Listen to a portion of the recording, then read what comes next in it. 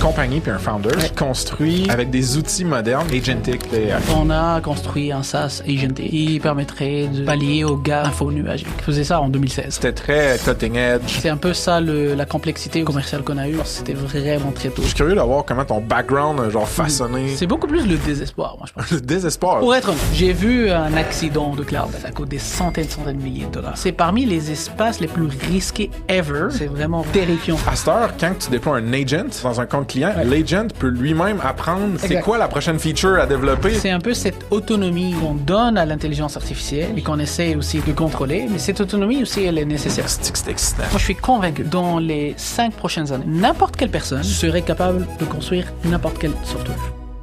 Par contre,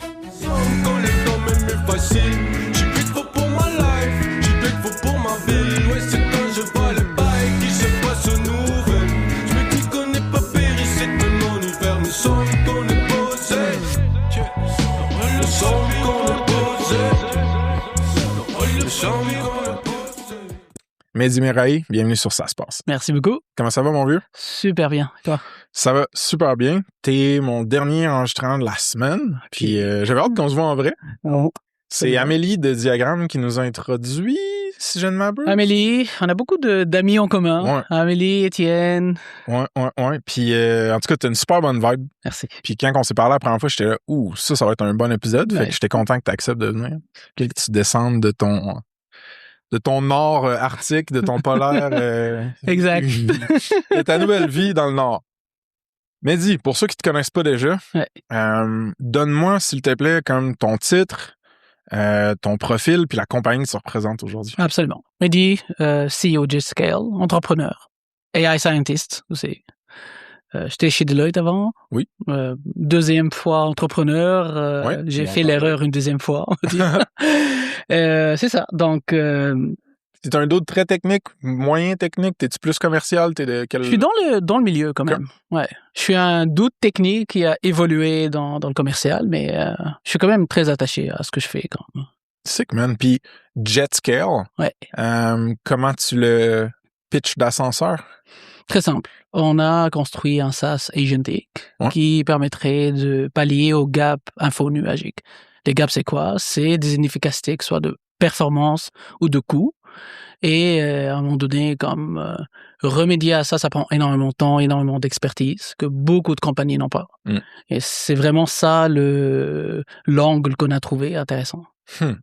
Puis, il y a peut-être du monde qui va avoir fait le lien, là, mais dans le fond, c'est Amélie de Diagramme qui nous a introduit. Ouais. Donc, c'est une compagnie qui a vécu, qui est venue au monde à travers leur paradigme, Absolument. leur process. Ouais.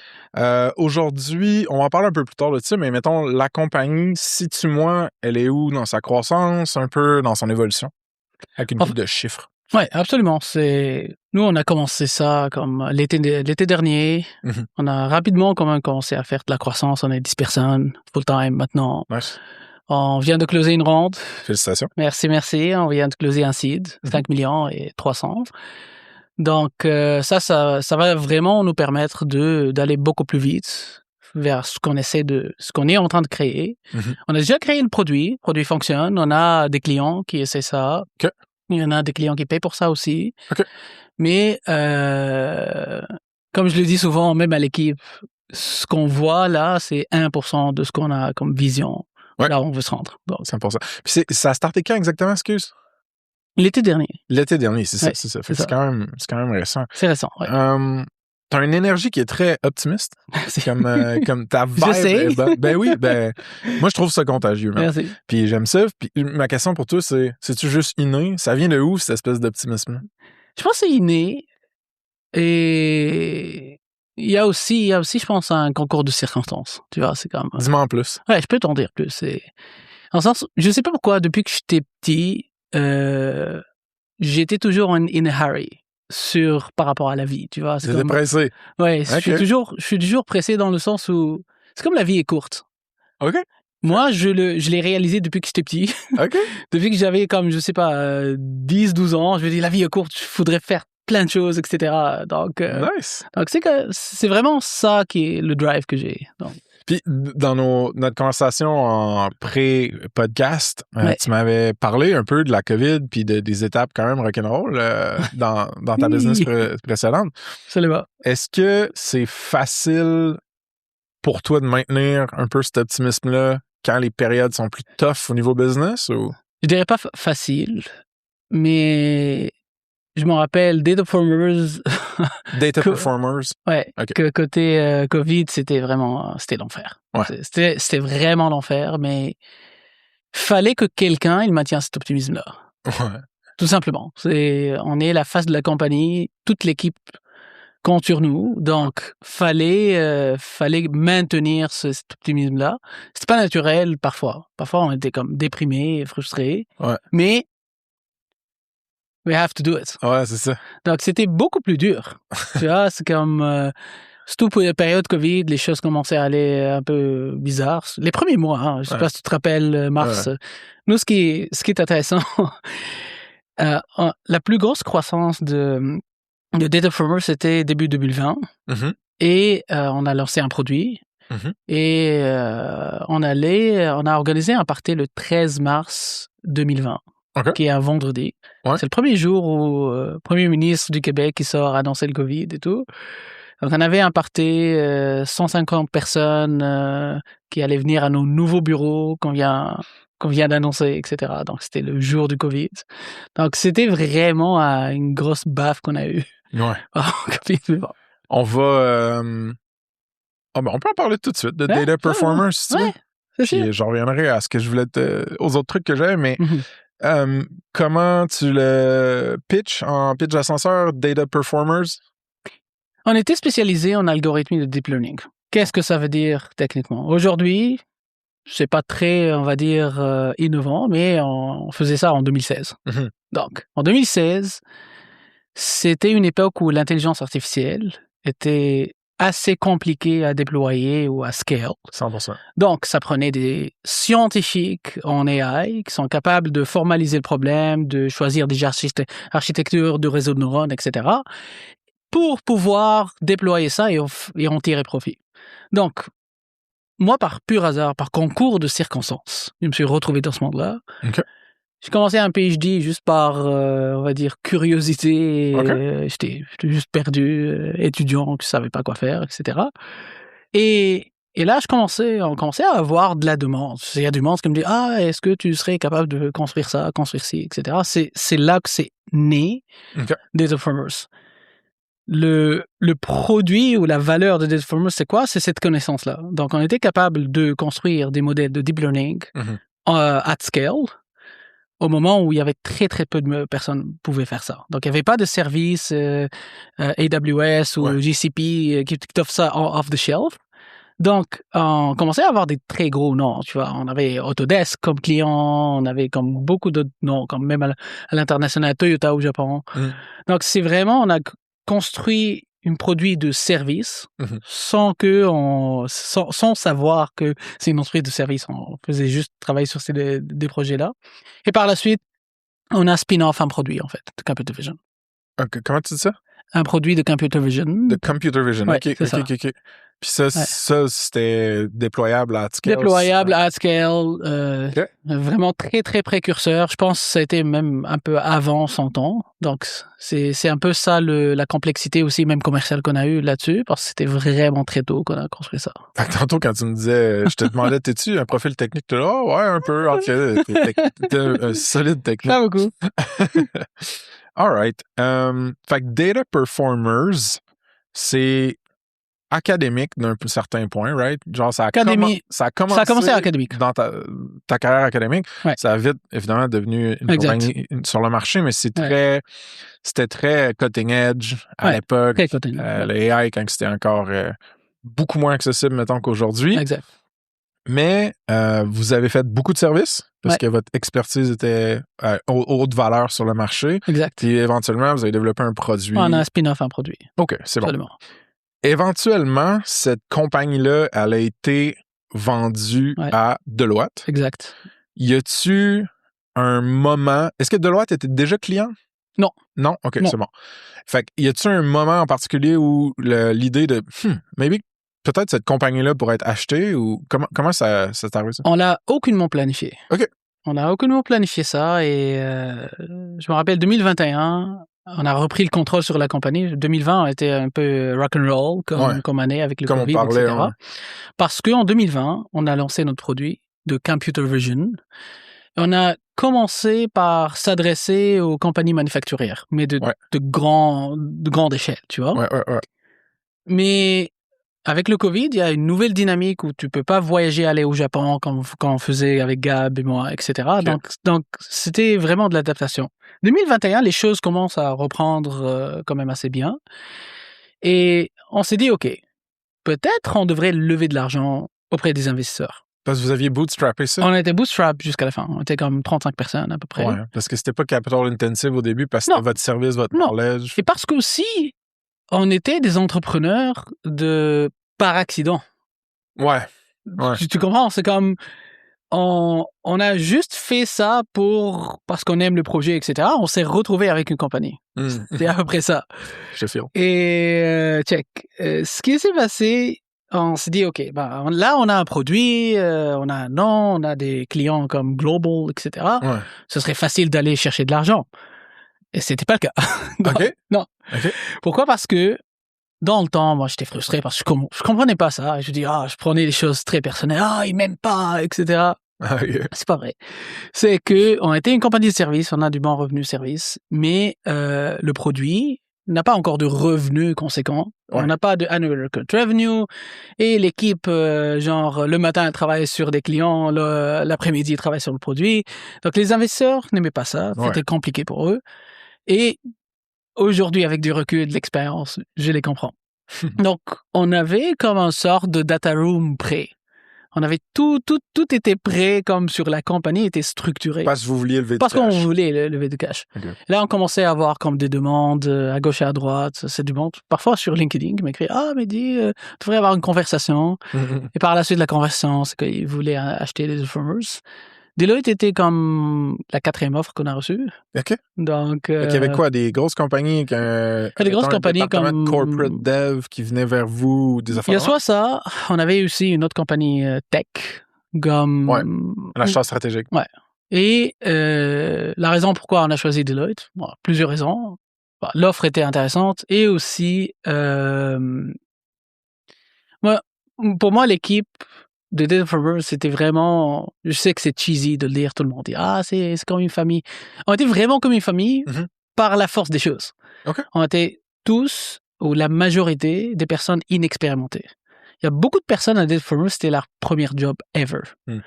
Donc, on a vraiment comme grandi tous ensemble à l'intérieur de cette compagnie-là. Et à un moment donné, comme on voyait d'autres potentiels acquéreurs, il y avait comme la petite dynamique. C'est comme, je voyais que mon équipe va pas être très à l'aise avec certaines personnes. Donc, c'est vraiment Deloitte, ils étaient très, très ouverts, très transparents par rapport à l'acquisition. Eux, Deloitte, ils étaient genre, leur perspective, ça devait être l'expertise de cette équipe-là.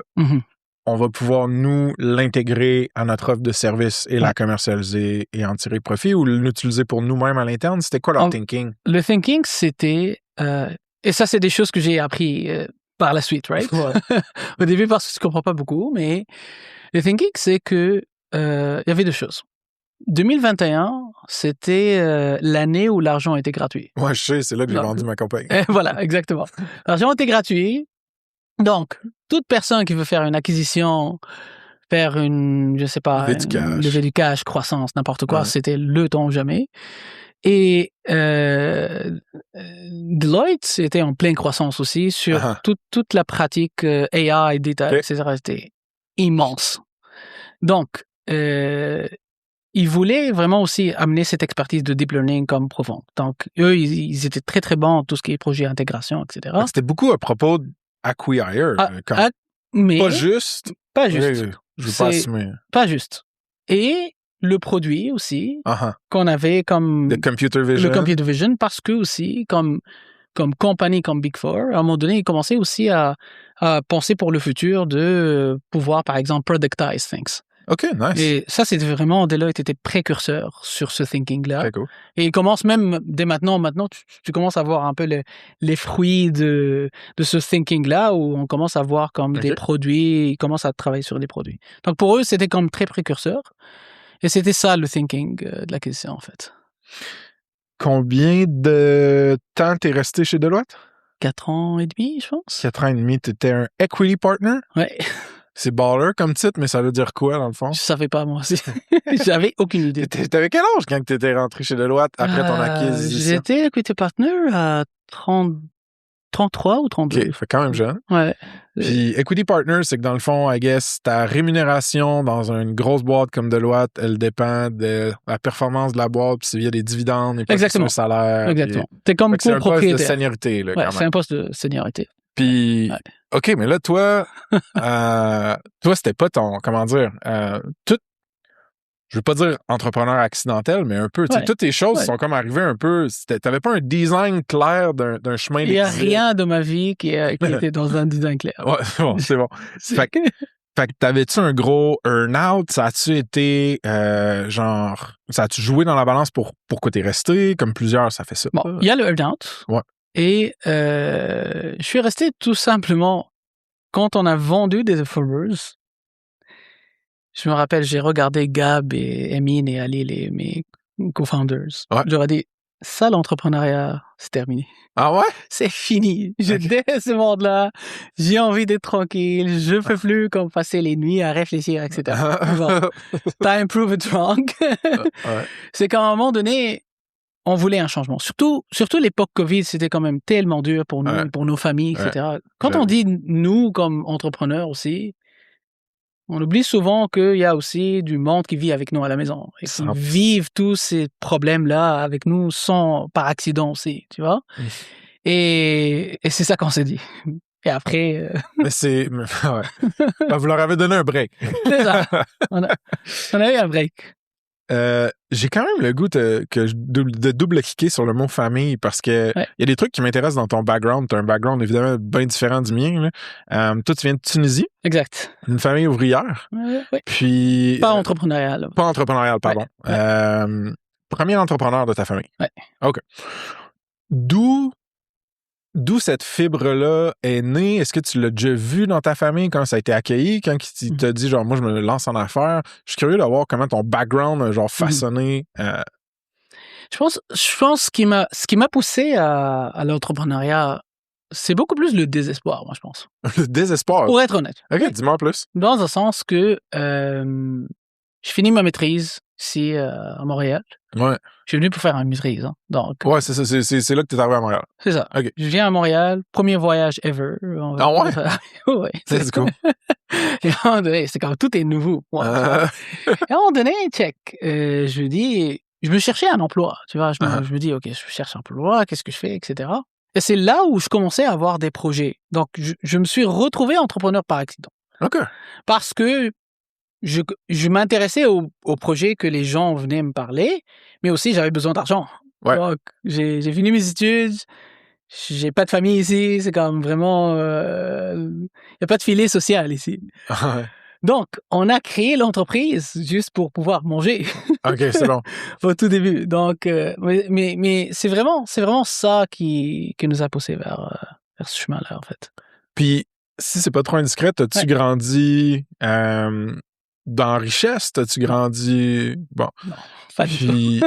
Right. Fait que je suis toujours curieux de voir comment le background de quelqu'un a quand même influencé, puis je trouve qu'on pose pas souvent assez cette question-là, parce que ton rapport au risque puis à l'argent, il peut être genre drastiquement influencé par ton enfance, par les conditions dans lesquelles toi t'es grandi. Absolument. Puis je suis curieux de voir...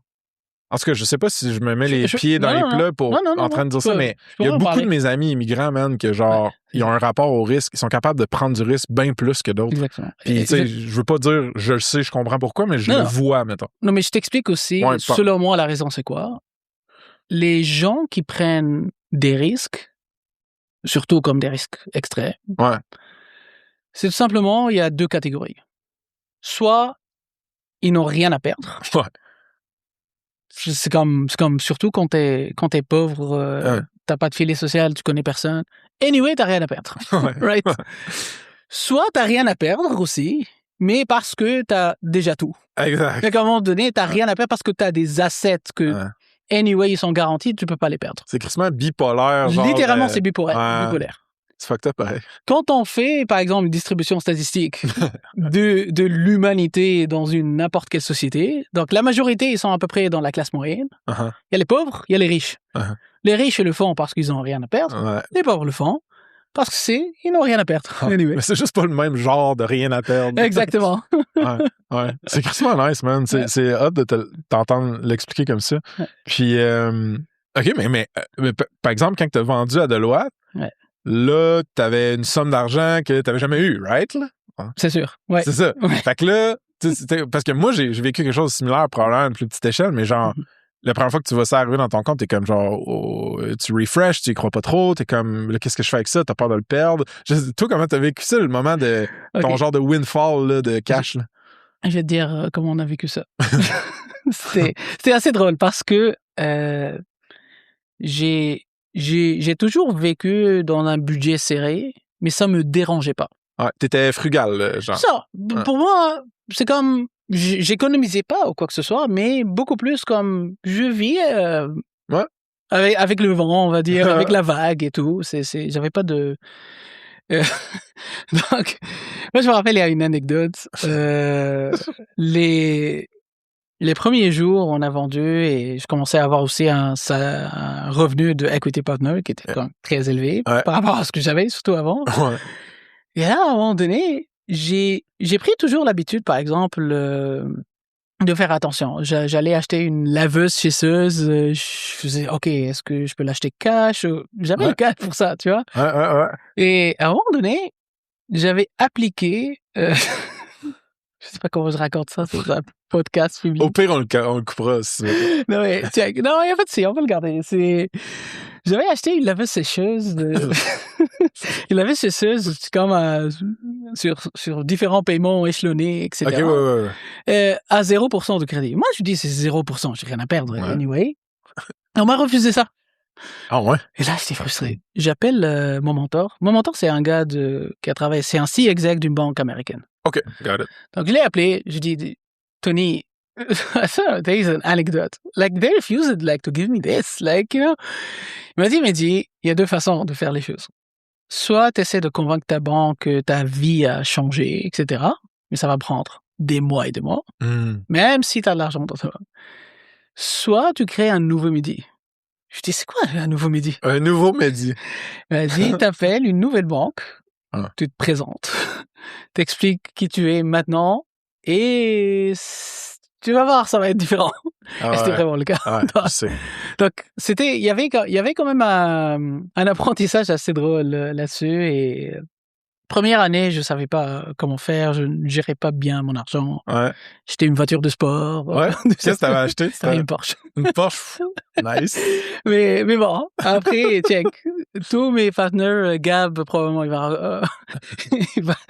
va regarder ça, mais tu me dis, qu'est-ce que tu fais? Ils me disent, comme, bon, check. C'est une personne qui n'a pas de financial literacy, etc. Exact. Mais j'ai pas fait des grosses folies, tu vois. Okay, comme, t'es pas embarqué dans un yacht non, club. Non. Non, mais c'est vrai, parce que je veux dire, une voiture, c'est limité comme dommage financier que ça peut te causer. Mais Non. Si tu cherches des manières de dépenser ton argent, il y en a. Ah oui, absolument. Ouais, c'est vraiment hot, man. Puis tu l'as encore, la Porsche? Non? Okay. Moi, j'avais acheté une Mercedes, puis une petite C43, puis je m'étais... Pendant 9 mois, je m'en suis départi. Nice. All right, folks. Un petit shout-out à Finalta Capital, partenaire certifié, ça se passe. Tes crédits d'impôt, c'est du beau cash, mais attendre le remboursement pendant des mois, ça te ralentit big time. Finalta, c'est du financement non dilutif qui te permet de transformer tes crédits d'impôt en liquidité tout de suite, avec des décaissements qui peuvent arriver avant même que tes dépenses soient faites. C'est particulièrement pertinent si tu as au-dessus ou environ 250 000 en crédit annuel puis que tu veux prolonger ton renoué sans te diluer ou juste soutenir ta croissance. Plusieurs SaaS du Québec font déjà affaire avec Finalta. Check them out sur saspace.com/partenaire avec un S. OK? De retour au pod. Cool, man. Puis, quand est-ce que chez Deloitte... parlons très rapidement de Deloitte. Oui, genre, absolument. y a-tu des trucs que tu as appris, des takeaways, de genre passer d'un Big Four de même? Énormément. C'est Ouais. énormément d'apprentissage. Ouais. Parce que c'était une start-up. Là. Vous étiez combien avant de vendre? 35. Avec Data Performers, OK. 35. C'est ça. Puis le Deloitte, c'est des milliers de personnes. C'était des milliers de personnes. Ouais. Juste la pratique où j'étais, on était 650. OK, c'est bon. Ouais. C'était dans quel bloc ou division? Je sais même pas comment l'appeler. Dans le temps, ils appelaient ça Omnia. Aujourd'hui, c'est Technology and Transformation ou Transformation Technology. C'est comme une des deux. Parce que ça a changé récemment. Uh-huh. Et c'était plus de la consultation aussi, de l'ingénierie comme technologique. OK. Donc, énormément d'apprentissage. Y en a-tu un qui te revient en tête, un takeaway de genre... Il y en a plusieurs. Il y en a quelques-uns qui sont plus pratico-pratiques. Genre, gérer des projets de très grands envergure, etc. Ouais. Parce que même à Data Performers, on avait des gros clients, etc., mais pas l'envergure des projets de Deloitte. OK, c'est bon. Donc ça, c'est quelque chose, il y a tout un apprentissage. Et aussi, il y a la courbe de stupidité que moi j'avais, right? C'est au début, je dis, je connais tout. C'est le Mount of Stupidity. OK. Et après, il y a des expériences that humbles you. Donc, j'ai eu ça. C'est comme, j'ai toujours fait ça, j'ai toujours eu le humble fall. Donc, j'ai appris beaucoup de choses pratiques. J'ai appris aussi à gérer le risque. Parce qu'avant, j'étais entrepreneur, petite entreprise. On gère le risque comme on le gère d'une manière personnelle. Là, on gère un brand qui est valorisé à des milliards de dollars. Tu ne peux pas dire n'importe quoi, etc. Donc, ça, c'est un apprentissage. Après, il y a les apprentissages qui sont très importants au niveau de la personne en tant que telle. Et ça, c'est beaucoup plus que j'ai appris à travers d'autres partners que j'ai beaucoup aimés. Donc, Seb, probablement, j'espère qu'il écoute ça. Et c'est des choses vraiment sur comment on réagit dans une équipe, les choses qu'on parfois on fait un behavior, on se rend pas compte, etc. Ouais.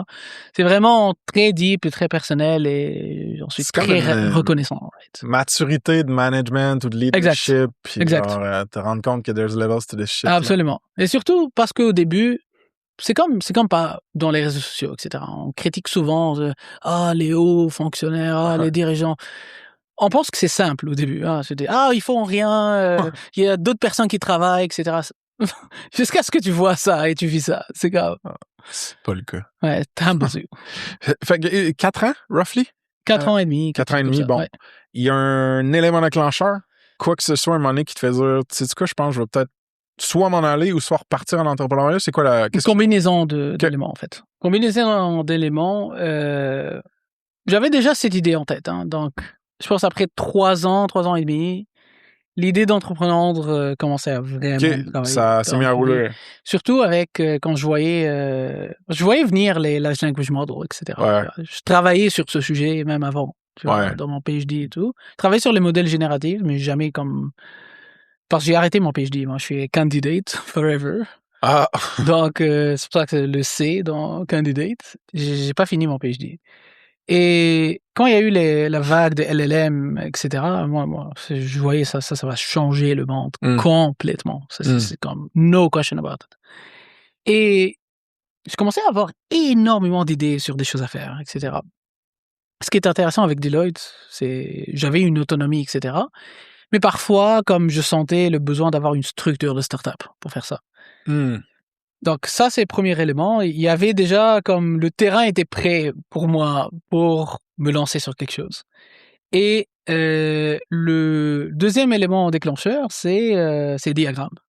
C'est Amélie avec qui j'ai pris un café au Melk, etc. On me parlait des idées. Et là, on parlait de JetScale. J'étais, oh, wait a second. Ça, je pense, j'ai une idée particulière sur comment faire une entreprise. OK, attends. Laisse-moi comprendre l'ordre des choses. C'est-à-dire, quand tu parlais avec Amélie, eux, chez Diagram, dans leur Venture Studio, avaient déjà identifié et commencé à valider cette idée de JetScale-là. Absolument. Puis là, étaient en mode dating pour trouver un co-founder profile. Des co-founders. J'ai cherché un CEO, un CTO. C'est bon. Gab et moi, on était sur le radar, donc déjà. C'est bon. Puis Gab, c'est la première fois que tu le rencontrais? Non, Gab, c'était le CDO de Data Performers aussi. C'est ça, c'est bon. OK. Fait que c'était pas un... Parce que j'ai parlé avec Ben Lacroix de Reliant, puis lui, il m'expliquait que son matchmaking, ça a été fait à travers Diagram. Avec quelqu'un qui connaissait pas pantoute, tu sais. Fait que c'est comme une autre vibe. C'est plus complexe, je pense. Je pense que c'est plus... Nous, on avait cette chance-là, c'est que ils nous ont contactés Ouais. Et nous, OK. Gab et moi, on travaille genre ensemble depuis plus que 10 ans. OK. On se connaît super bien. C'est naturel, le fit.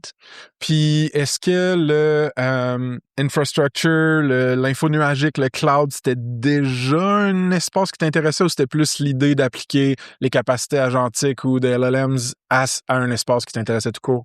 En fait, l'espace au début, j'étais pas particulièrement connaisseur de cet espace spécifique. Je comprends. Mais par contre, j'ai eu comme un petit accident de parcours. Raconte. Bon, on va dire, c'est pas ma faute, mais bon, je suis quand même le responsable, donc c'est toujours ma faute. C'est ça, c'est comme, j'ai vu un accident de cloud, à quoi ça ressemble. Ça coûte des centaines de milliers de dollars. Dans ton passage chez Deloitte, sûrement, genre.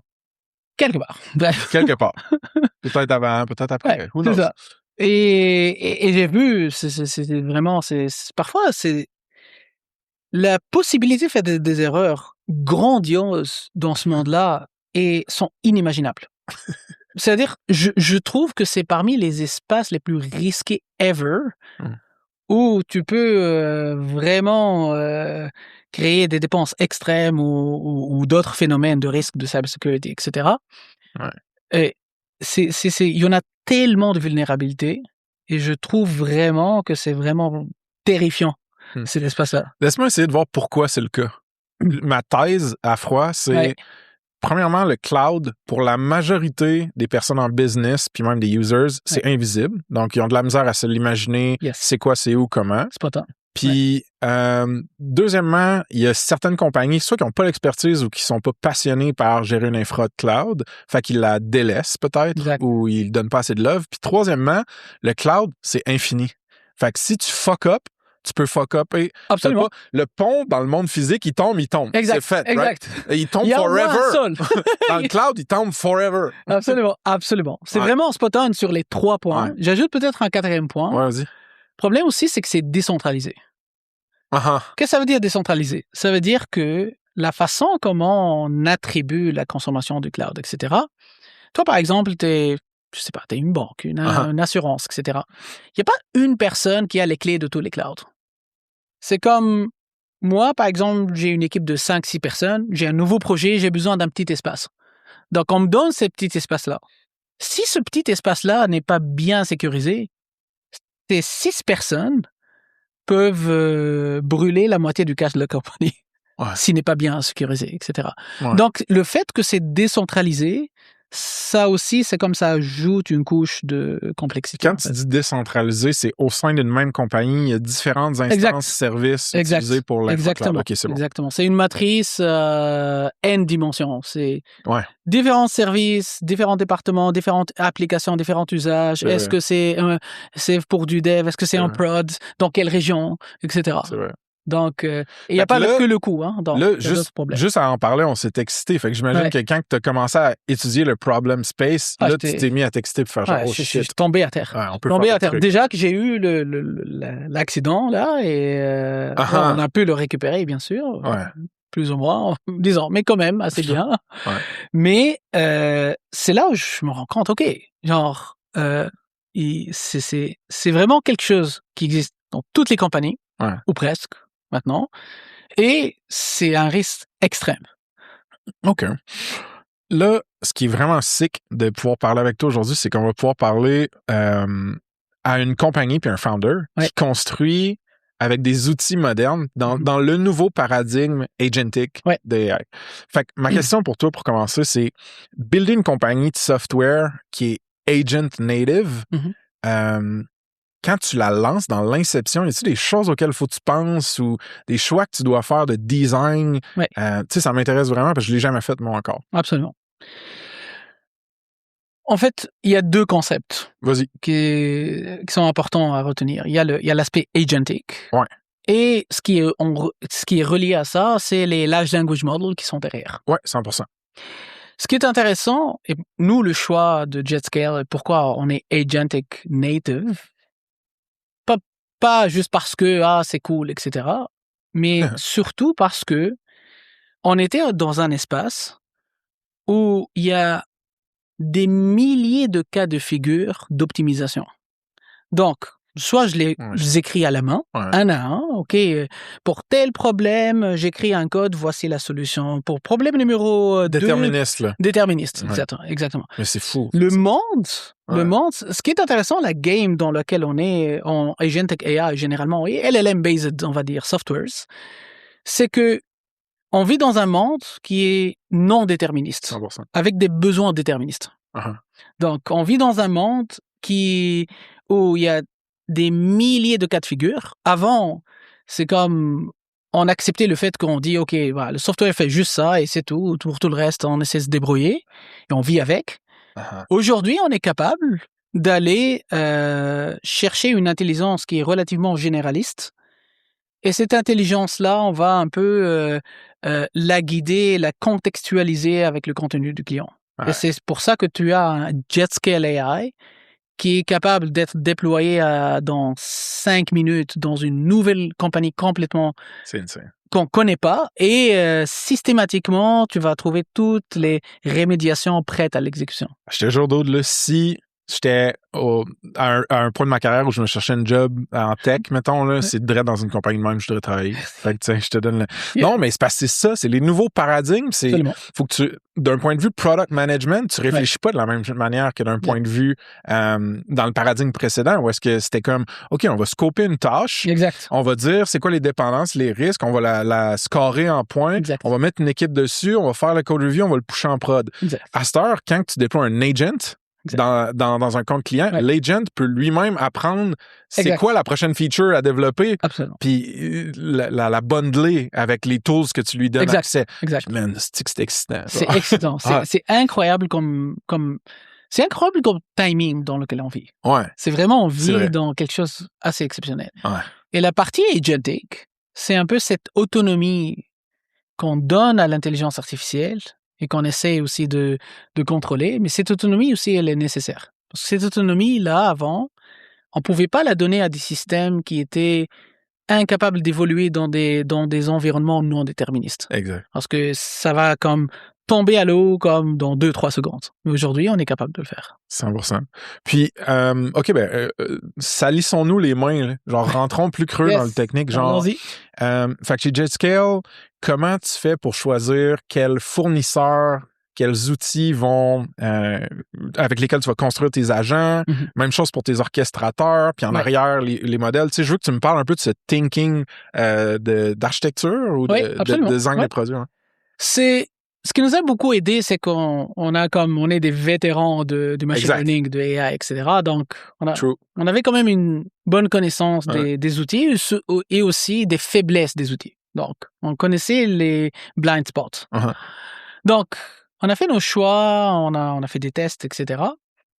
Et on a réalisé aussi la complexité exponentielle de ce qu'on est en train de faire.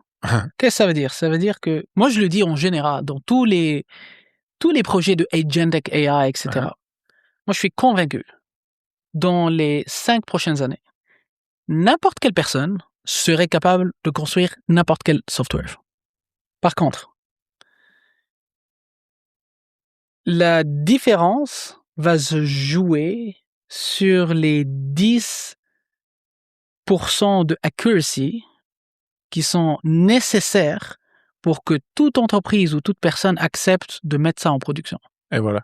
C'est ça, c'est le last mile problem. C'est vraiment le last mile problem. C'est ça qui va faire toute la différence. Donc, tout le monde peut construire des choses que tu peux utiliser sur ton ordinateur. Exact. Le jour où tu veux le déployer, that's what makes the difference. 100%. C'est genre personal tooling, internal software, ça va exploser. Exactement. Ça. Mais en prod distribué, c'est différent. Ah, absolument. C'est une autre game, là. OK, fait comment fait que le 10%, mettons, le last mile, là, de genre, je m'assure que mon système est accurate et précis pour mes clients. C'est-tu là qu'on parle de guardrails, d'orchestrators? Exact. En fait, les deux, en fait. OK. Puis je veux qu'on en revienne à tech stack après. On va parler de la tech stack. Sur le plan conceptuel, il y a déjà le orchestration, elle est très très importante aussi, parce que en même temps, ça va initier les guardrails, et en même temps, ça va définir l'optimisation, etc. Pour le monde qui sont plus néophytes ou qui baignent moins là-dedans, expliquons c'est quoi, mettons, un orchestration layer. Un orchestration layer, ça veut dire que On va définir un agent. Un agent, c'est quoi? C'est comme si tu définis à une intelligence artificielle un espace réduit, un scope réduit d'action, et tu crées cette autonomie-là. Tu lui dis, OK, t'as pas besoin de spécifier chaque action, comment le faire. Tu dis, OK, ton rôle, c'est par exemple, à chaque fois aller chercher de l'information dans ce domaine-là et la cristalliser. Par exemple, c'est comme si tu recrutes quelqu'un, tu lui dis, c'est ça ton rôle, c'est ça que tu fais. Et au-delà de ça, tu dois me parler, par exemple. Le orchestrator, c'est quoi? C'est la personne ou l'agent, on va dire, qui va, disons, le layer, qui va définir un peu pour que les agents ne s'empiètent pas les pieds l'un sur l'autre. C'est le manager d'agent. C'est le manager d'agent, etc. Les guardrails, c'est là, selon moi, la difficulté technique. La difficulté technique, c'est quoi? C'est que toi, t'en profites des large language models, de leur non-déterminisme, on va dire, pour que tu puisses ratisser large sur des use cases, etc. Si tu veux pas le contraindre énormément. Ouais. Mais en même temps, comme on s'est dit, on est dans un monde non déterministe qui s'attend à du déterminisme. Tu peux pas lancer une AI dans ton cloud et dire peut-être ça va marcher. Donc, c'est critical. Donc, les guardrails, nous, on a une bonne partie du temps, on l'a beaucoup investi dans une espèce de IP qu'on a construit.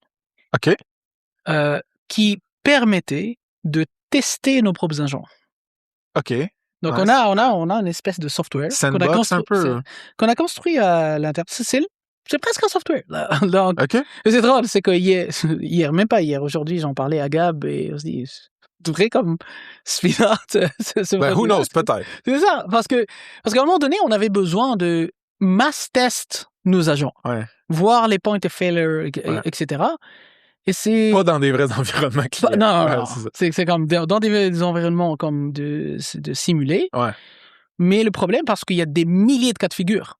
Même si tu mets un humain qui va tester toutes les possibilités, ça va prendre genre 400 ans. Donc, on a créé comme cette piste-là qui permet d'évaluer les faiblesses des agents, de les tester, performance, etc. Et les pallier en même temps. Et donc, c'est vraiment cette piste-là qui nous permet de qualifier. Nous, c'est comme une université d'agents. Donc, on les gradue. Une fois que ceux qui passent, par exemple, à un certain score, c'est là où on commence à les... C'est en prod. Ouais. All right, folks. Le Spotlight partenaire du mois, c'est YAC, des hackers québécois qui font de la sécurité offensive pour toi. Des tests d'intrusion, du Red Team, des scans de vulnérabilité. Eux, ils vont hack ton app pour prouver qu'elle est sécuritaire ou pas. Mettons que tu as besoin d'une certification SOC 2, ISO 27001 ou TGV pour la santé, ou que tu veux genre closer les gros clients qui demandent des preuves de ta sécurité, ou juste rassurer ton board puis tes investisseurs, mais YAC peuvent t'aider avec tous ces volets cybersécurité-là.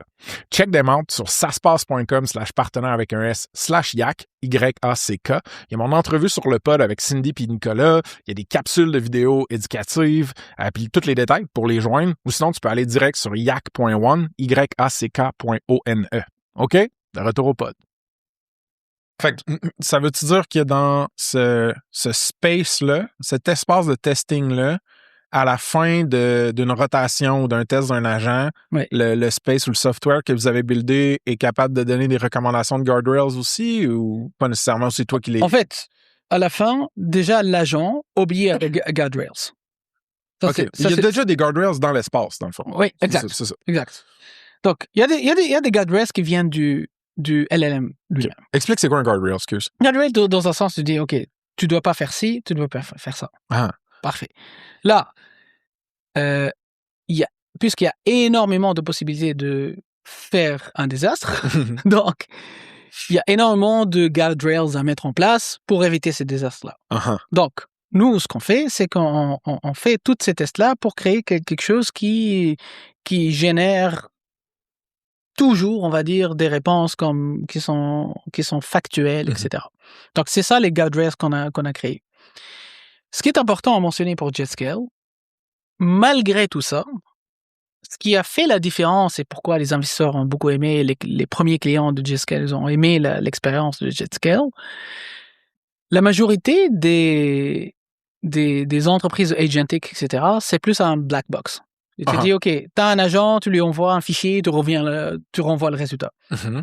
Nous, on le fait à mode ouvert. Qu'est-ce que ça veut dire? Ça veut dire que l'agent va générer, par exemple, un plan de rémédiation. Plan de rémédiation, par exemple, tu dis, OK, je trouve pour telle app, elle est hostée dans un serveur ABC, elle devrait être dans un serveur XYZ. Ouais. Donc, ça va te donner le reasoning. Ouais. Et c'est, par exemple, ça ne modifie pas les choses à ta place. OK. Ça te dit, voici le code que moi j'ai créé pour toi. Ça génère du code. Hein. Mm-hmm. Donc, nous, c'est plutôt plus un générateur de code. Ça, c'est infrastructure. C'est infrastructure. Ça te génère le Terraform code, par exemple, pour infrastructure as a code. Mais en clair, c'est-à-dire pour que l'expert humain serait capable de valider ce code-là et décider de l'envoyer comme à l'exécution ou pas. Oh ouais, c'est l'équivalent, mettons, on me dit je suis dans Cloud Code, puis je demande de shipper une nouvelle feature, mais j'ai mes permissions d'enable. Exactement. Fait qu'il me dit là, je serais rendu, moi, à écrire ce code-là, puis à écrire tel fichier, écraser tel fichier. Exactement.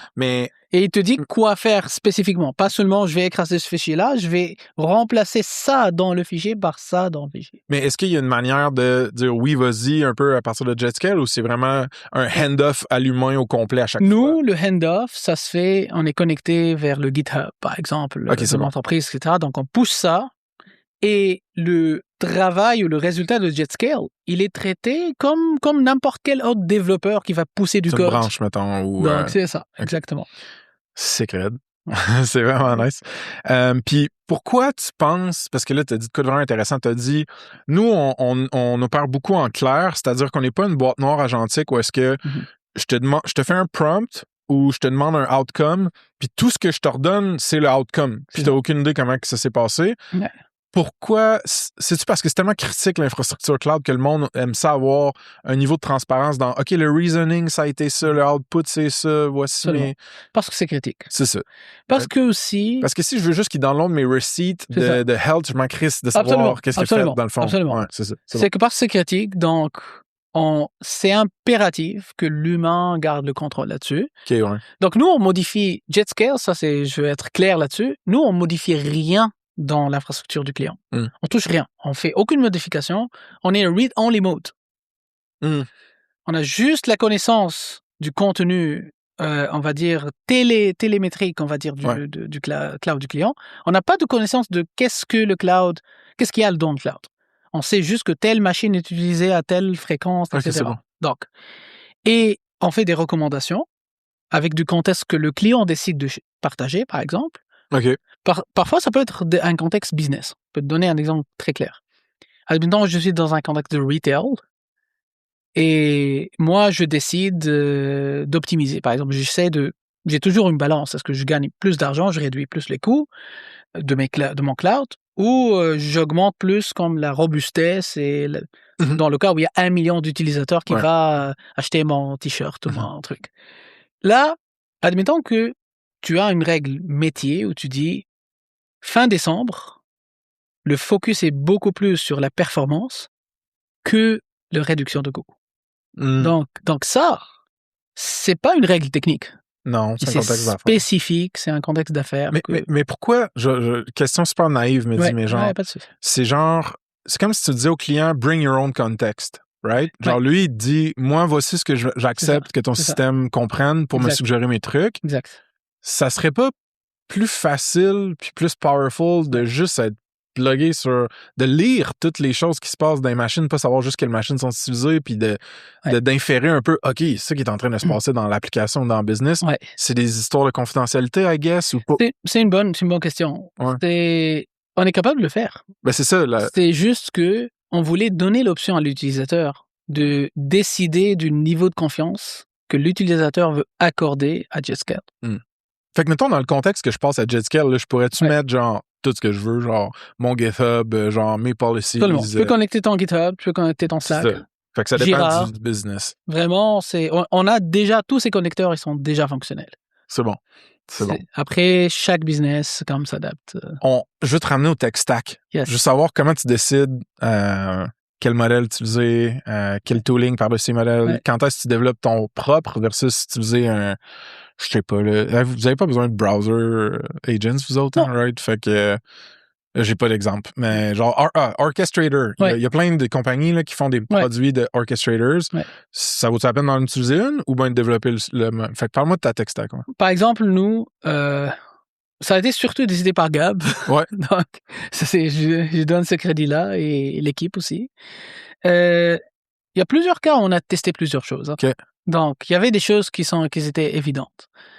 Et il y avait, par exemple, pour choisir le modèle de fondation derrière, etc. Est-ce qu'on y va avec Anthropic, avec OpenAI, avec Google? On avait des relations à Google aussi. Donc, pouvez-vous le dire? C'est avec quoi? Peux-tu me le dire? C'est quel modèle ou pas encore? Là, on a comme 2 modèles, en fait. OK, c'est bon. Donc, on utilise 2. Et là, il y a des questions plus, on va dire, existentielles. À un moment donné, on a dit, OK, est-ce qu'un jour, est-ce qu'on pourrait fine-tuner un modèle à nous? C'est une bonne idée. Admettons qu'on a tout l'argent du monde. Mettons. Et on est capable de le faire. Et là, par exemple, c'est des questions stratégiques. Et là, on se disait, OK, avec le rythme avec lequel comme s'améliorent les modèles, etc., nous, on a pris beaucoup plus le choix de développer comme la stack par-dessus que d'aller améliorer, par exemple. Il y a ces questions-là parce que ça nous a été posé par plusieurs investisseurs. Pourquoi vous n'aurez pas votre propre modèle? Seulement, définis votre propre modèle. Qu'est-ce que ça veut dire?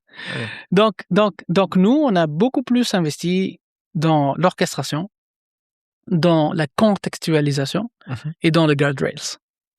Puis pour ces 3 trucs-là que tu viens de dire, y a-tu des outils existants que vous leveragez ou vous avez développé mostly vos trucs? En fait, outils existants, on utilise des orchestrateurs existants connus, etc. Comme quoi, tu peux me le dire? LangChain, des choses comme ça. Et aussi, on utilise quelques librairies pour construire nos propres trucs, etc. Comme tous les outils de ce qu'on appelle le LLMOps, etc. On a quand même utilisé, on a notre Vous avez un compte Hugging Face, là. Je vais demander à Gab, peut-être. No stress. Je suis tellement curieux par rapport à tout ça parce que c'est ça. J'ai moins de proximité à ces business-là. Ces stacks-là, excuse. OK. T'as quand même une proximité, quand même. Sauf humble. OK. Fait qu'un workflow agentic. Ouais. Donne-moi un use case, là. OK. Rends ça concret pour moi. Quel business utilise JetScale? Puis la genre de DevOps ou de FinOps team, comment que JetScale interagit avec elle, puis quel problème ça y règle? Genre? Absolument. L'avantage et le désavantage qu'on a, l'avantage, c'est tout business qui a du cloud peut l'utiliser. On n'est pas, il n'y a aucune limite métier spécifique. Fait que c'est horizontal. C'est vraiment très, très horizontal. Des avantages aussi, quand tu es startup, tu dis, OK, je commence par où, par qui, etc. Donc au tout début, on s'est dit, OK, on va faire une stratégie où on essaie différents secteurs, on va voir qu'est-ce qui marche. Et à date, ça marche quand même bien, presque. Il n'y a pas un secteur spécifique où il y avait une demande particulière. C'est bon. Mais par contre, ce qu'on a identifié, c'est pas par rapport à un secteur, mais on a trouvé beaucoup d'entreprises qui utilisent heavily du cloud, qui ont beaucoup de coûts, beaucoup de complexité, etc. Mais en même temps, leur équipe était quand même très limitée. Parce que si tu étais un cloud engineer, tu te réveilles le matin, de quoi as-tu envie de faire? Est-ce que tu as envie de travailler sur une nouvelle app, de construire un nouvel environnement ou d'aller nettoyer quelque chose? C'est littéralement les tâches que JetScale faisait au début, on va dire, c'est des tâches ménagères. Donc, le monde n'aime pas ça. J'ai rarement rencontré une personne qui est excitée à l'idée d'optimiser quelque chose qui existe, qui a été créé il y a 5 ans. Donc, il y a pas... Donc, on est dans un contexte réactif. Donc, ce qui se passe, soit c'est des entreprises qui ont des gros clouds et à un moment donné, ça devient très complexe, très coûteux. Et il y a comme une réaction, « Ah, mais pourquoi ça coûte tant il faut faire ce qu'il faut faire, etc. » Et là, tout le monde scramble et dit, il faut chercher une solution. Il faut chercher une solution. Et l'autre cas de figure aussi, c'est des compagnies dont le cloud touche directement dans leur, on va dire, profit, etc. Comme les SaaS companies, etc. Donc, pour eux, Si nous, on optimise en termes de coût, le coût du cloud d'une entreprise, par exemple, de ça, si tu réduis ça de 10, 25%, etc. La bottom line. Directement, c'est Ouais. systématique. Ouais. Et ce que j'essaie toujours de préciser, on est différent d'une FinOps. On n'est pas une entreprise de FinOps. FinOps, c'est opérationnalisation des finances de cloud, là, genre gérer tes coûts cloud. Puis... Gérer les coûts de cloud, etc. C'est-à-dire, on fait du FinOps, mais on n'est pas seulement une compagnie de FinOps. Nous, on est Agentic Cloud Optimization. Okay. On optimise le cloud. Et quand on optimise n'importe quoi, le concept scientifique, c'est quoi l'optimisation? Soit je fais plus avec les mêmes ressources, soit, par exemple, je réduis les ressources, mais je garde. Tu vois, c'est-à-dire, on a beaucoup de cas aussi où on avait des clients qui cherchaient plus de la performance. On dit, OK, le coût, c'est pas un problème, mais par contre, je trouve que je n'ai pas assez par rapport à ce que je suis en train de faire. Ce que tu es en train de me dire, c'est que le but de JetScale, c'est pas juste de baisser ta facture AWS. Pas forcément. C'est pas nécessairement on ça. a commencé par ça, parce que c'est comme ça parlait au monde très rapidement, etc. Et très rapidement, les premiers clients qu'on a eus, on a découvert des problèmes d'optimisation. Je peux te donner un exemple sans nommer le client, mais il m'a donné l'autorisation de parler de ce sujet-là. Un des clients en Californie, on est parti avec une logique de coût. Et là, on s'est retrouvé avec... il avait un des services qui a crashé la semaine dernière. Et JetScale a déjà flagué ça comme... elle a flagué le fait que c'était comme utiliser une machine qui était max out. C'était très, très proche. Mais parce qu'il y a des milliers de choses, tu peux pas voir ces choses-là. Et donc, l'autre partie que JetScale fait qui est importante, c'est il y a observer le problème, il y a régler le problème. Et ce genre d'entreprise-là, si t'es pas une entreprise tech, t'as rarement du monde qui seront disponibles pour régler ces problèmes-là. Je te file, c'est bon. C'est ça le problème. Donc, c'est ça que nous, on règle. Il y a énormément de choses qu'on peut faire comme d'une manière automatisée. Il y a des choses qu'on peut pas faire. Mais même une compagnie tech, dude, il y en a qui vont pas vouloir faire ce travail-là pour avoir assez de temps pour le faire. Fait que tu vas avoir de l'adoption aussi dans du SaaS pis tout, je peux pas croire. Exact. Vous êtes cloud agnostic, right? On est cloud agnostic. Provider, fait que ça peut être sur GCP, ça peut être sur AWS, sur Azure, sur whatever. Exact. Ouais. Puis ça, c'était une décision stratégique. Parce que votre play est super horizontal, genre. Ouais, très horizontal. Parce que vous voulez builder une licorne. Absolument. C'est ça. C'est insane, man. Ouais. Puis explique donc vite fait, mettons, le fait que c'est du code un peu modifiable que JetScale génère, ça vient d'un paradigme, je pense, au niveau de l'infrastructure de l'infonuagique qui est le Infrastructure as Code. Explique donc rapidement au monde qui ne connaissent pas peut-être c'est quoi. Infrastructure as a Code, ça veut dire que tu as un code qui décrit l'architecture cloud que tu as. C'est comme un langage qui pour décrire une information. C'est comme tu dis, là, il y a ci, il y a ça, etc. Si tu veux faire des modifications, tu dis, je vais changer ce code-là pour décrire une architecture différente. Donc nous, on génère, par exemple, ces modifications-là. On génère du code. Mais on fait pas que ça. On génère le code, mais on génère aussi, il y a comme un toggle dans JetScale où tu dis, OK, je veux plus l'approche ClickOps. C'est-à-dire, tu peux, toi, admettons, tu vas migrer quelque chose d'une machine A à une machine B, soit tu le fais via un script de code qui va exécuter une séquence d'actions pour le faire, soit tu vas par toi-même, tu dis, moi, je serai plus safe, je vais suivre on va dire, un petit tutoriel qui te dit, OK, clique sur ce lien-là, je vais t'emmener sur AWS, spécifiquement là où il y a cette machine-là. Copie ça, mets-le dans le console, etc. Et c'est comme beaucoup plus étapiste. OK. Et on a créé ça parce que on s'est rendu compte où il y a plusieurs entreprises qui n'étaient pas encore Infrastructure as a Code ready. OK, c'est bon. Donc, fait que tu veux leur tenir la main le temps qu'ils se rendent là, peut-être. Exactement. Pour les aider.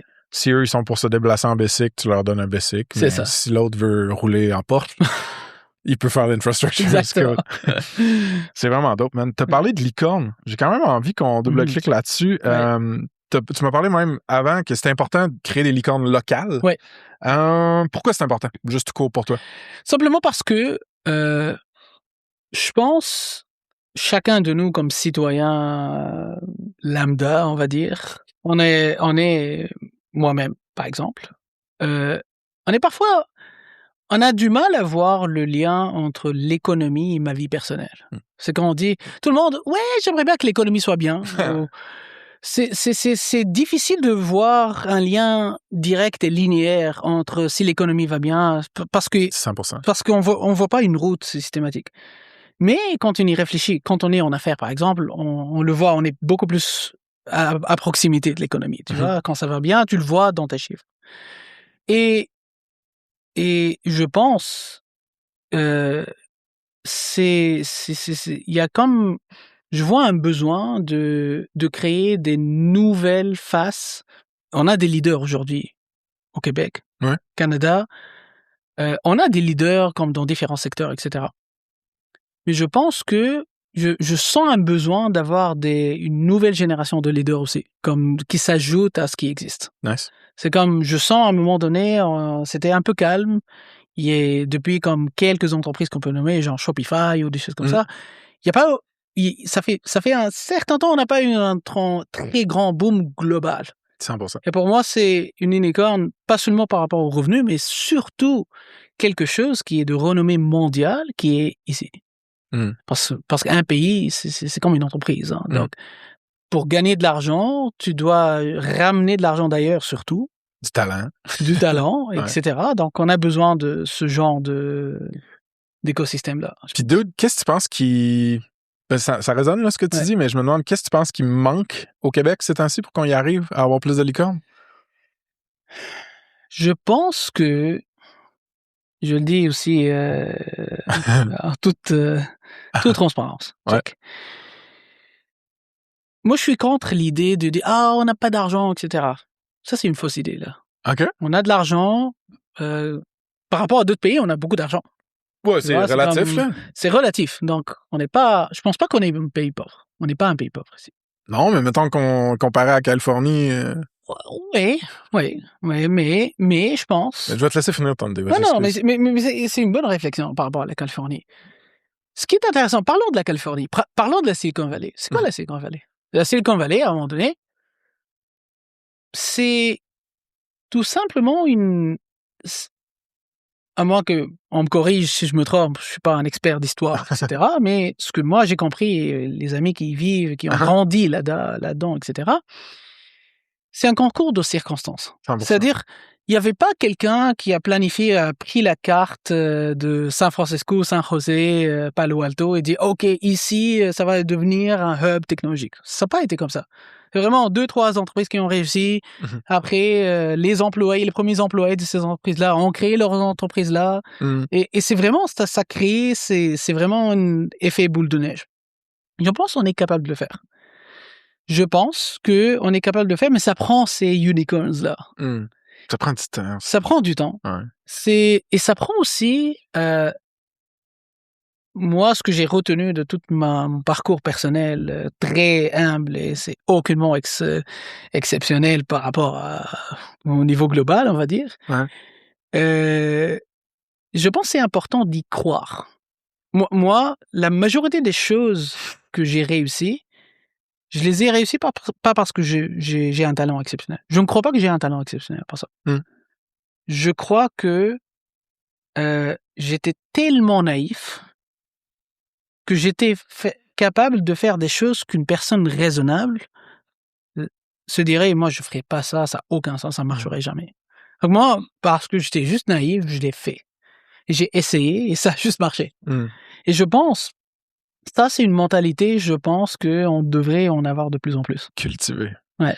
Man, c'est comme ça dans tellement de trucs, là. C'est comme ça dans tes relations, dans ton processus de guérison, quand tu te remets d'une blessure. Si tu ne crois pas, exact. C'est comme si le secret, là, t'envoyais des choses dans l'univers, puis ce qui revient, c'est de la merde, tu sais. Absolument.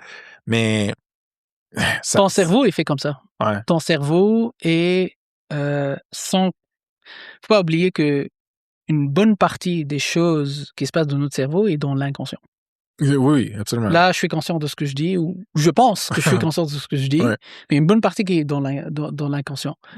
Et cette partie de l'inconscient-là, ça veut dire le conscient, il peut influencer l'inconscient. Et quand ton conscient, il te dit tu serais jamais capable, etc. Donc ton inconscient, il a déjà appris à adopter cette idée-là et tu vas naturellement jamais penser à de nouvelles idées parce que tu penses que c'est fou. Ou jamais voir que c'est possible. Les possibilités ou les choses parce que t'as comme mis des œillères. Ouais. Exactement. C'est vraiment beau. Ça rend ça quasiment spirituel de lancer une compagnie, right? Non? C'est comme une fête. Absolument. Ouais. Absolument. C'est vraiment hot. Yes. Cool, man. Qu'est-ce que... j'ai le goût de parler un petit peu de ton argent, l'argent que vous avez closé une round récemment, right? Vous avez closé une round seed. Oui. T'as dit au début, c'était combien, excuse? 5.3. 5.3. Félicitations pour ça. Merci. Puis vous êtes quand même jeune, là, tu sais. Fait que c'est une belle étape, là. Absolument. Ouais. Je suis content. Fait que raconte-moi, on va parler un peu de la round, puis après ça, je veux voir comment tu go to market, puis comment tu penses positionner le produit ailleurs, là. Fait que, mettons, raconte-moi, qu'est-ce que tu as trouvé difficile, puis qu'est-ce que tu as trouvé peut-être surprenant ou le fun dans le fundraising aventure que tu viens de vivre. Ouais. En fait, ce qui est difficile en fundraising, c'est un processus qui est répétitif. C'est littéralement la même chose. Hein. Tu rencontres un investisseur la première fois, il t'aime bien, ça fait du sens, etc. Tu rencontres une deuxième fois, après tu rencontres la personne qui va prendre la décision. Après, ils vont t'envoyer 3000 questions que tu dois répondre. Et à peu près, c'est toujours les mêmes questions que tout le monde pose, etc. Ce qui est compliqué, c'est que ça prend énormément de temps dans un timing où tu n'en as pas. Ouais, ça brûle. Ça brûle énormément de temps, mais c'est normal parce que c'est ça après, il y a le due diligence, etc. Quand on s'est lancé dans cette aventure-là, beaucoup de personnes autour de nous disent « Ah, vous allez lever de l'argent, vous avez déjà fait un exit, etc. » Et même moi, j'ai commencé à y croire. Après, je dis « Ok, c'est pas si simple que ça. » Donc, ça prend beaucoup de convincing, etc. On a eu la chance quand même, on est oversubscribed, ça veut dire. Donc, let's go! Yes, sir, yes, sir. Donc, on était quand même... Mais à un moment donné, on a eu des challenges aussi. C'était ta première levée de fonds. C'est la première levée de fonds ever pour toi. Personnelle. C'est ça, parce que chez Deloitte, évidemment que tu ne levais pas de capital, puis avant, tu n'avais pas levé pour Daily Performers. Non, c'est la première fois que je fais ça. C'est hot quand même. Oui, c'est quand même cool et beaucoup d'apprentissage aussi. Puis, je sais pas si on le coupera au pire, mais je pense qu'on peut le mentionner. Le télégraphe d'Étienne, ils sont dans la round absolument. aussi. Il est venu tellement content que Étienne. Pour moi, c'est important. Important qu'il il est venu sur le pod, puis c'était un bon show aussi. Ah, c'est sûr. No question. Fait que combien de temps ça a pris, mettons, lever une seed? Ça a pris genre 2 mois et demi, quelque chose comme ça, 3 mois. Puis ce que tu as trouvé le plus dur, si j'essaie de réinterpréter, c'est-tu genre le processus répétitif dans la chose? Ça draine beaucoup d'énergie. Ça draine beaucoup d'énergie. T'as beaucoup de noms aussi, j'imagine? C'est ça. Il y a ça, ou il y a aussi le fait que c'est tellement nouveau pour nous. C'est-à-dire, on est en train, c'est comme si tu... Toi puis Gab, mettons. C'est ça. Moi et Gab, c'est comme si tu as parié sur une game et tu joues à un jeu que tu n'as jamais joué dans ta vie. Et les autres, c'est comme, ils font ça depuis 17 ans. C'est pas un muscle que tu flexes. C'est ça, c'est aucune idée. C'est comme, genre, ils te posent une question et tu sais pas le vrai sens de ça, etc. Donc, il y a énornement d'apprentissage. Mais d'avoir diagramme dans votre bac, ça aide, j'imagine. Game changer. Ouais. Game changer, c'est sûr.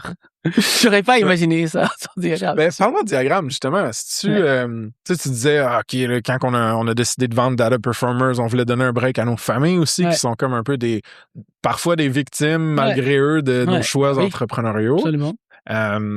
Puis, c'est ça, beaucoup de risques, beaucoup de pression quand on se lance en affaires. Énormément. Est-ce que, mettons, le fait d'avoir un partner qui te backait comme diagramme, ça dérisquait la chose? C'est sûr. Parle-moi un peu de l'influence que ça a eu dans ta décision de restarter. Absolument. Je pense que c'était quand même une influence majeure. Parce que ce que j'ai aimé de diagramme, j'ai aimé énormément de choses dans le diagramme, mais particulièrement le fait que c'est des investisseurs qui ont la main à la pâte aussi. Donc, c'est pas des investisseurs juste qui te ramènent du capital, ils te ramènent un niveau de knowledge extraordinaire. Et les alumni de Diagramme sont impressionnants.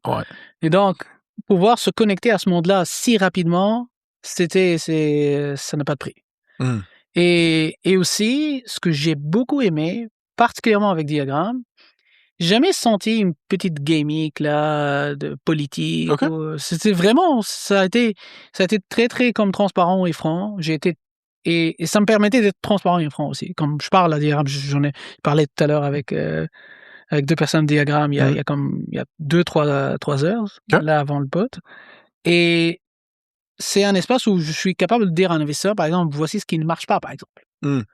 Alors que ce que j'ai vu via des amis qui ont levé de l'argent, et chez d'autres VC, parfois, c'est comme tout est presque staged. Donc, toi, tu essaies de dire que tout va bien, et que le VC essaie de chercher la petite bête.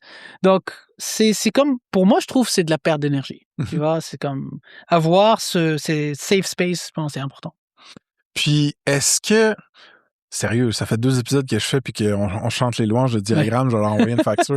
Mais non, mais je trouve ça sick pour vrai. Ils ont de l'argent, hein? Ouais, c'est ça. Puis Amé, je la trouve sick, puis tout. Puis j'ai parlé avec François aussi récemment. Okay, je vais peut-être l'avoir sur le podcast. On va essayer de faire le quoi. C'est vraiment nice. Ouais. Mais c'est un modèle vraiment sick, puis il n'y a personne qui a été capable de le nailer à part diagramme. Le genre de Venture Studio. Absolument. Fait que genre, tu sais, ça vaut la peine d'en parler. Très dur à réussir. Puis, qu'est-ce qui t'amène d'autre? Mettons, HR, HR, c'en est un, right? HR, legal, etc. Mais tout ça, c'est des services opérationnels pour moi. Ça se compense avec l'argent. Ce qui se compense pas avec l'argent, c'est vraiment le know-how, le knowledge. Fair enough. C'est un bon point, vraiment, c'est difficile à avoir ça. Puis là, OK, fait que là, il y a de l'argent dans le compte qui est rentré suite à la clôture de ta round, puis tout ça. C'est très cool. Ta job comme CEO, c'est de la dépenser comme du monde, cet argent-là. Exact. Fait que ça ressemble à quoi tes plays côté go-to-market? J'imagine que là, le produit est déjà utilisé. Ouais, il est déjà utilisé. C'est le temps de grossir le go-to-market. Là. Ouais, exactement. Nous, on a plusieurs vecteurs de croissance. Tu vois, il y a le vecteur de croissance par rapport à la complexité du produit. Par exemple, ce que le produit ne couvre pas, on le couvre. Donc, ça nous ouvre un marché d'entreprises qui avaient besoin de A, B, C, qu'avant, J-Scale ne couvrait pas. Okay. Donc, le plus qu'on développe des features, le plus que ça on touche comme... Parce que surtout dans ce qu'on fait. Par exemple, au début, J-Scale était seulement available en AWS. Ah ouais? OK, je savais pas ça. Parce que y a beaucoup de nodes spécifiques à AWS. Après, on s'est dit, OK, là, on extend à Azure. Donc, j'avais comme beaucoup de clients qui attendaient dans le pipeline, mais nous, on est Azure, donc moi, je peux pas les servir, donc fallait investir dans Azure et GCP, etc. Donc, il y a ce vecteur naturel où on expand le footprint. Le go-to-market, aujourd'hui, tu peux pas aller sur jetscale.ai et aller essayer Jetscale. Et donc, très, très bientôt, ça va être le cas. Ah ouais? Ouais. Donc, fait que tu veux être comme bottoms-up aussi? Tu peux avoir des engineers on va être bottoms-up. Qui vont pouvoir aller s'exciter puis eux passer ça à leur management. Exactement. Parce que sinon, t'as-tu essayé de faire du top-down avec du enterprise sales? Genre, avez-vous du monde... Ça marche bien, le enterprise sales. Ouais. Ça marche très, très bien, le enterprise sales. Parce que la value prop est pas dure à comprendre. Non, c'est systématique. Ouais. Moi, je rencontre les clients et c'est systématique parce que à un moment donné, le coût, eux, ils le savent. Ouais. Et moi, si j'économise genre 10%, je peux calculer ça. Parce que c'est ça, même le monde non technique, tu sais, j'ai un partner qui s'appelle Éric Pinet avec Unicorn, puis eux autres, c'est beaucoup un partner certifié à AWS, mais tu sais, eux autres, ils peuvent parler de n'importe qui, même si c'est des gens pas techniques. Ouais. Tout le monde lit la même ligne de dépenses sur les états financiers de cloud, ils sont le what the fuck. Absolument. C'est comme, c'est easier, je pense, pour ton sales process. Puis, OK, cool. Puis, c'est quoi, y a-tu des hubs, genre des trade shows, des events que vous voulez essayer de courir ou c'est pas trop votre truc pour la commercialisation? On est en train, honnêtement, d'explorer ces marchés de distribution. On le sait pas encore. Avant, à Data Formers, on connaissait quelques-uns. Moi, j'en ai fait comme Microsoft States, j'ai fait South by Southwest. Ouais. Je parlais là-dedans et tout. Ça nous a beau. Ouais. That's cool. C'est drôle. C'est encore sur Internet. J'ai parlé de AI. OK. Et c'est pas moi qui a choisi le titre. En fait, c'est l'organisation de South by Southwest qui a décidé du titre. C'était un panel. J'étais un panel avec 2 autres personnes. Et le titre, c'était, je pense, AI and Labor. OK. Future Terror ou something like that. Futur ou la terreur? Le futur, ça serait une terreur. Oh, boy. C'est pas moi qui ai choisi le terme. Wow. Doomer avant les Doomers. Oui. Je rentre, ça, c'est en 2017. OK, ouais, ben ça commençait pas mal. Et moi, je rentre pour parler de AI plus technique, je pensais, tu vois. C'est comme... Parce que celui qui a organisé le panel m'a pas bien expliqué. OK. Et il y avait 2 personnes qui étaient comme plus anti-AI, etc. Et moi, je représentais l'AI et moi, je commençais à expliquer « Ah, l'AI, c'est extraordinaire! » Tout le monde « Oh, wow! » C'était quelque chose. Ils t'ont sacrifié sur le stage, gros. Sur le stage du South by Southwest 2017. Exactement. Mais c'est drôle, le titre est encore sur Internet. C'est bon. All right.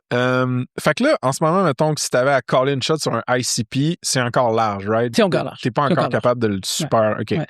Puis, ben là, avec le cash, il va y avoir, j'imagine, quelques embauches. Oh, ouais. Autant au niveau engineering que commercialisation. Absolument. Engineering, on recrute. On continue toujours de recruter. C'est Jeskel.ai? Exact. Jeskel.ai. Il y a un onglet carrière ou quelque chose. Oui, exactement. Qui va s'ouvrir, genre, demain. et au début, on recrutait de manière très organique. C'est des mondes qu'on connaissait, etc. Là, on commence à chercher de plus en plus comme de talents. Donc, si vous êtes intéressé, venez nous voir. Ben oui, 100%. Donc c'est ça. Parce que là, l'équipe, vous êtes une dizaine? Une dizaine de personnes. OK, c'est bon. Ouais. Puis, écoute, man, je vois le temps passer, puis tout ça, puis je pense que je pourrais te parler crissement longtemps, mais on s'en va vers notre closing, puis j'ai le goût de savoir, comme pratico-pratique, toi, Mehdi, y a-tu un outil, un software, un SaaS que tu utilises qui te fait triper, qui te sauve de l'argent ou du temps? Non, c'est... Large Language Model, ChatGPT. Ah ouais, t'es un ChatGPT guy? J'utilise beaucoup de ChatGPT dans le côté business. Ouais, genre Thinking Partner ou Analyst? Thinking Partner, on va dire. J'utilise Anthropic, tout ce qui est beaucoup plus technique. C'est comme Claude Sonnet, etc. C'est ça qu'on utilise, plus technique. Mais ChatGPT, c'est drôle, ça c'est intéressant comme sujet. Le plus que tu builds du contexte là-dedans, le plus que tu builds une dépendance. 100%. Moi, parce que j'ai tellement parlé de choses à mon ChatGPT, c'est dur de remplacer mon ChatGPT. Oui, puis non, bro, parce que... Je t'appelle bro, comme ça. Excuse-moi. Ça vient d'une bonne place. La memory de ChatGPT, je crois qu'elle est plus portable qu'on pense parce qu'elle est listée puis documentée à différents endroits. J'ai jamais essayé de le porter, donc mais je suis curieux de... Je pense pas que je pense que la friction de switcher, mettons, pour tout le contexte pour la memory est moins haute qu'on pense. OK. Parce que moi, tout longtemps, j'ai fait ça, puis aussi, ça se build vite, une memory puis un contexte. Là. Genre, moi, j'ai commencé à utiliser Claude Code all the way pour presque tout. OK. Puis genre, sa memory qui s'est buildée sur moi, c'est... Aujourd'hui, j'ai plus besoin d'aller chercher des choses dans le chat GPT ou d'y réexpliquer des affaires. Fait que exact. Je sais pas à quel point ça va être un lock-in pour genre OpenAI d'avoir le memory de certaines personnes. C'est sûr qu'eux, ils vont essayer un peu... Ah oui, t'as vu l'histoire avec les ads qui voulaient sortir et tout? Ah oui, ça... Ouais. Non, j'ai vraiment hâte de voir comment ça va se passer. Cool, man. T'as-tu n'importe quoi d'autre à promote? Absolument, Jetscale AI. On va choisir une entreprise au hasard. Jetscale AI, par exemple. Allez. En check. Nous, la machine est partie. Ouais. Donc, on est vraiment content de rencontrer du monde, des entreprises qui veulent essayer. Donc, veulent voir si déjà c'est un problème significatif ou pas. Beaucoup d'entreprises ne le savent pas. Hein. Donc, on veut parler aussi à d'autres compagnies de tech, que ce soit même en cloud engineering, en FinOps, par exemple. Okay. C'est ça que j'expliquais à certaines entreprises. On n'est pas vraiment en compétition parce que ce qu'on fait, on est beaucoup plus la couche d'après. Donc, venez nous voir. On aimerait vraiment collaborer et discuter. Puis t'es à l'aise qu'on t'écrive sur LinkedIn? Absolument. LinkedIn is the place. Mehdi Meraille. Sur LinkedIn. Yes. Mehdi, man, c'était un honneur puis c'était un blast, mon vieux. Merci. C'était vraiment nice, man. Yes. Cheers. Cheers. All right, folks. Avec Ça se passe, on a une infolette de feu hebdomadaire qui est très moitié fun, moitié fond à notre sauce. Il y a des hot takes, des expérimentations que je fais, des histoires vraies de SaaS, vraiment pour t'aider à prendre les meilleures décisions, que ce soit par rapport à ta compagnie ou ta carrière. C'est une place où je peux être 100% moi-même. Ça fait du bien, j'adore ça écrire. Fait que d'avoir ce outlet-là, c'est complètement motivant pour moi. Il y a plus qu'il y a 850 SaaS folks puis curieux qui nous suivent. Ça augmente chaque semaine. J'aimerais ça que vous en fassiez partie, puis qu'on se rende à 1000, puis qu'on se rende à encore plus que ça. Ben franchement, ça me craint au bout d'avoir des nouveaux abonnés qui se joignent sur l'infolette. Ça me craint à continuer d'écrire, à continuer de faire de la recherche, de me poser des questions, d'analyser ma conversation avec cette fondatrice-là ou ce fondateur-là. Ça pourrait être transformé en un éditorial que moi, j'amène dans l'infolette. Fait que, si vous voulez aussi, vous pouvez joindre les SaaS Pals. On a un petit forfait payant là, qui permet de nous supporter directement comme individu ou comme compagnie. On a déjà plus que 22 personnes qui nous supportent comme ça. C'est insane. J'en reviens pas. Puis eux, ils font ça en échange contre des extra goodies, right?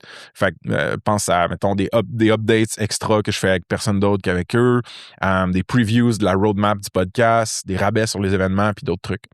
Fait que vous pouvez aller sur saspace.com. Il y a un pop-up il y a un pop-up qui va vous apparaître d'en face, en théorie. Puis sinon, il y a, dans le footer, vous pouvez vous inscrire. Sinon, vous googlez SaaSpace puis Beehive. C'est l'outil qu'on utilise pour l'infolettre.